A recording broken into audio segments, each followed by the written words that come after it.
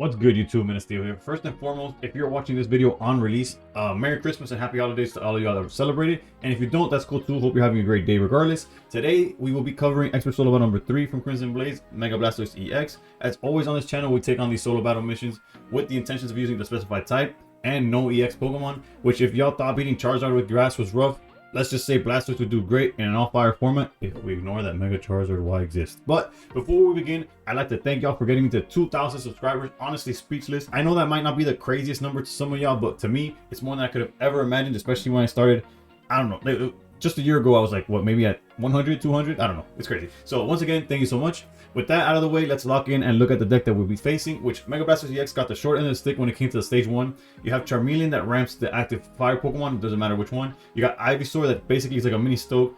Puts it from 1 energy all the way to 3, so any Venusaur could come follow it up and start attacking. Thus, it makes sense that it was given a rare candy. However, they are only playing 1 candy, so they don't really skip from Squirtle to Blastoise too often, and our game plan heavily depends on them not doing so. Another high roll chance they have is Misty. If they flip it early and get a bunch like 2 to 3 heads, it's basically wraps. So everything that's presented in this video will be in the situation in which they don't high roll Misty or they don't just rare candy to Blastoise immediately. Regardless, their strategy is pretty simple, as they just aim to build up Blastoise until it's ready to strike, and then they just clean house. Honestly, the easiest answer to this, like if you don't want to do it the way these videos presented, which is like obviously the non-EX and all fire in one go, if you want to avoid this, you could just do a Mega Charizard Y deck, as that clears the Mega, like you're doing the same thing as they are. You just build your Mega Charizard Y on the bench. Eventually, when they commit the Blastoise, you're able to bring out Y, knock it out in 1 hit, the game's over. And then if you want to do the non-EX part, you could do something like Oricorio or some kind of lightning deck, like maybe Luxray or Magnezone. But at this point, I've committed to the bit of completing the task of the specified type and non-EX all in one go. Thus, the deck we'll be using is Turbo Ninetales. My past few fire-only decks for these solo battles to take on water have actually been Magcargo. However, Magcargo is one of the few strategies that actually get countered by War Turtle. Thus, we have to look elsewhere, not to mention that Magcargo is very high RNG. So with Ninetales, we share a similar philosophy, as we're trying to establish a stage 1 as fast as possible and hope that it could close out the game well before the big threat is established. In this case, it's Blastoise. The way we do it is with cards like Magby going first, allowing us to establish a Ninetales ready to attack before they could even evolve. But let's say they do get a chance to evolve the Squirtle. Ninetales 90 damage is enough to knock out every Pokemon in the deck, minus Blastoise himself and the Vaporeon. But with the aid of Blaine, Ninetales could even knock out the said Vaporeon, and with 2 Blaine boosted attacks, we're actually able to take out Mega Blastoise itself. So that usually requires having either a really fast setup into Ninetales or a situation where we have 2 Ninetales that are able to go back to back. But that would require 2 perfect lines of Ninetales, 2 Blaines, and probably a patch or 2. Repel, Sabrina, and Cyrus are all meant to manipulate the board, whether it is to bring up the Squirtle and a War Turtle and attempt to take them down before they evolve into Blastoise, or to get Blastoise out of the way and close out the game by knocking out something in the bench. But in hindsight, given our strategy, Cyrus doesn't really fit into it. So I kind of like noticed that as I was recording the gameplay. So realistically, you could swap that Cyrus for just about anything. I could have gone back, changed the list in the gameplay, and then read, but just because the gameplay did show exactly what we're supposed to do, I kept it as is, and I kept this list more like as Cyrus being a wild card. It could either be another Sabrina or Repel if that's what you feel like you need more of, you need to see more consistently.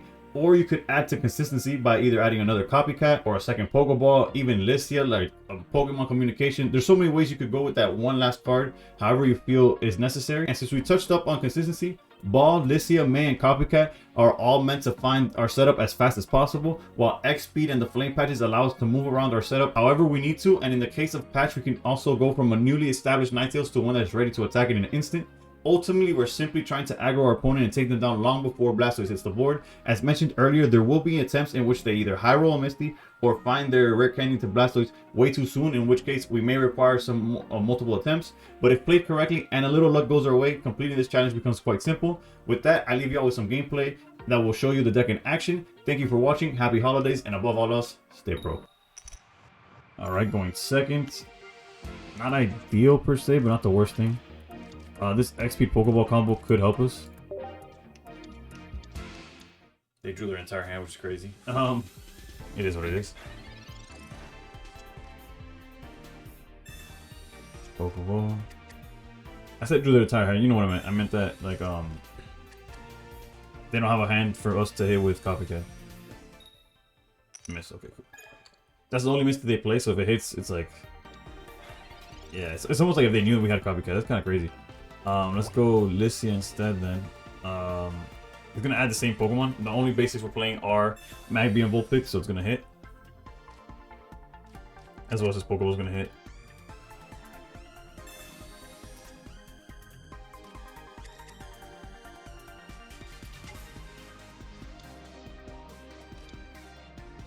We will in fact XP it so that we can Magby. What I'm debating is whether we copycat or not. I'm leaning towards no.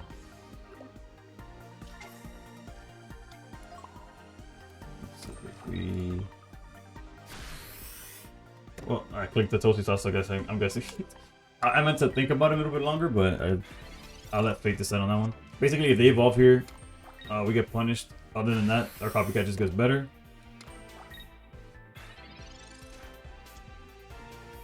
Alright, research. Definitely feels like a research angle, although it's kind of the same thing. It's just trading Cyrus in this research for other. Let's go copycat. I don't see their hand getting any bigger because the more they draw, the more chances they have to evolve, and their hand just gets even smaller. Here we're training for 2 cards, and what are 2 cards that was? Okay, let's go Ninetales.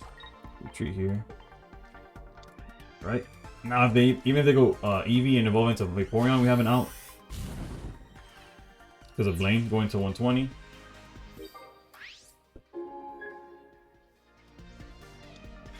Yeah, this strategy is far from perfect, mainly because hopefully they don't make me look bad immediately, but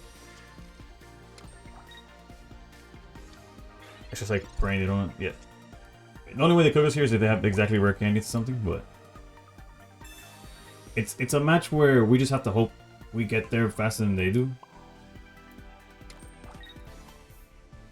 As good or as bad as that may be, they might make it where you need some tries. Like if they turn 1, they go into Blastoise. Like if they have like I don't know. There's so many examples. Like if they found the Blastoise, if they were able to go into what's this called? If the Misty would have hit or that turn 1, so many things out of our control. They're back into War Turtle, and well, they should have done that beforehand. Not that it mattered. I guess it couldn't matter, right? They just could have just evolved the one else in front. But it doesn't matter to us because we were doing the 90 damage regardless. So this deck, our deck I mean, is perfectly built to beat them prior of seeing Blastoise. And if we open up, like let's say we're going first, this example we went second, right? Had we been going first, we're able to swing with Ninetales as early as like the very following turn before they even get to evolve into War Turtle. And then when they finally evolve into War Turtle, we knock that out as well. But as always, we do multiple examples, so let's jump to example number 2. Right, for example number 2, again, second. Damn. Okay, so I can't show y'all the best play, but we might be able to do something here. Let's see. At least outside of them going Misty, there's nothing they could do for a while. Okay, copycat is fine. Not ideal, not perfect, but it's fine. Actually might, given their only lead is Manaphy. Yeah, I guess we'll stick. Like, we don't have to May here, really. Honestly, and if the Vulpix hits, they can't ramp with Oceanic Gift here, so let's see if this works out. If anything, we could have used May just to get May out of our hands, but they already used their copycat. Okay, and we missed the Tail Whip anyways. Tail Whip would have been insane here. Stopping Manaphy from ramping them. Granted, they had the Misty. Let's see. Okay, so Misty, I don't know if they lowered the rate on it. It has hit in the past. It barely does, though. X speed. Are they just getting rid of cards, or are they gonna actually swap between Manaphys? Okay. Alright, so there's a good and a bad one, right? Research. I think it's worth it. Let's go research here. What I'm gonna do is bank and hope. Actually, not bank. Hope that they don't have the Blastoise yet, and we're gonna knock out Manaphy with this Ninetales, and then next turn they're gonna send out the other Manaphy. Hopefully, we just get repelled, get rid of that War Turtle, and the game's basically over from there. That's the game plan, anyways. As far as how it's gonna play out, I don't know. Although this is a hand that might be able to deal with Blastoise, right? Because turn 2, we fall short, right? Actually, no. We could technically see. Okay, so this happened just like how we wanted to. All we gotta hope for is no Blastoise in the back. And the Pokeball's fine. Although it kind of blocks the situation, right? Oof, okay. So now instead of no Blastoise, we're kind of hoping for Sabrina, right? Alright, now this guarantees that we have a chance at winning. It's not perfect, is it? We actually have to do it repel this turn. If you're wondering why we have to repel this turn, it's because we're hoping they give us Eevee, because they could evolve Eevee into a Vaporeon and get out of range. We can't go Sabrina and Blaine on the same turn. However, we can Sabrina a Blastoise into that Manaphy. And if you're wondering, like, how we're gonna get to that point specifically, it's guaranteed that we can't lose by the time. Like, even if they find Blastoise next turn, we don't lose. If that makes sense. Because yes, there's a turn that we have to waste on May. Like, let's say next turn we're gonna. Okay, before I start just yapping way too much, let's go energy here, Magby down. We save one for May. All right, so next turn, like we're gonna attack this. Next turn they send War Turtle out. Let's say they evolve it into Blastoise. They knock out our Ninetales. Yes, we cannot search for Ninetales with May and Sabrina, but we could sacrifice the Magby while we search for Ninetales with the May, and then the following turn we are able to, like, if you see, like, the fact that we're a point ahead allows us to do this play without losing. Like, we could trade some bodies in the en route to just winning the battle. A whole lot of yapping, but hopefully the point made sense or is clear enough.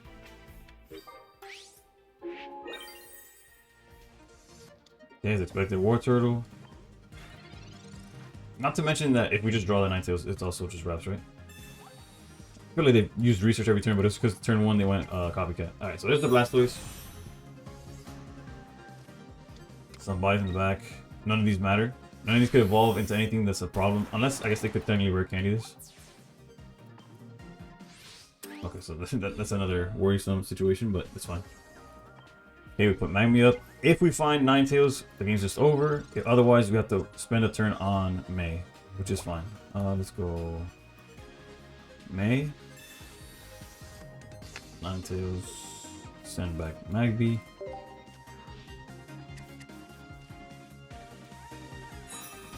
Put the energy down and pass.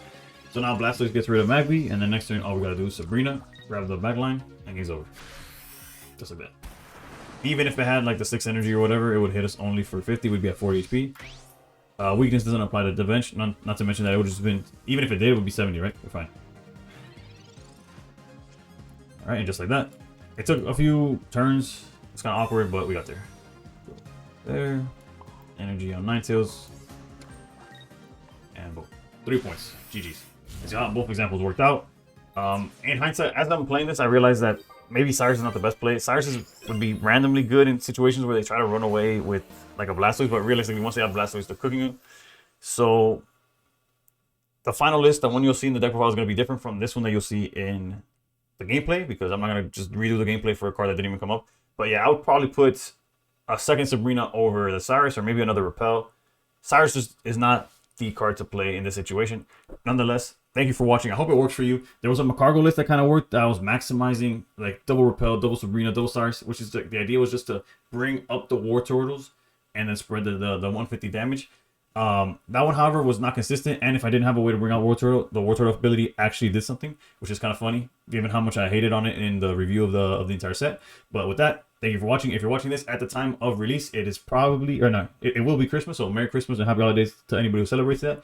Or regardless, just have a good one, have a happy day in general. Please consider subscribing. Thank you so much for getting me to 2,000, and above all else, stay pro. Just so you guys know, there's like a wall where Dina says, okay, these are the people that are funding us, and like I guarantee you, man, is up there.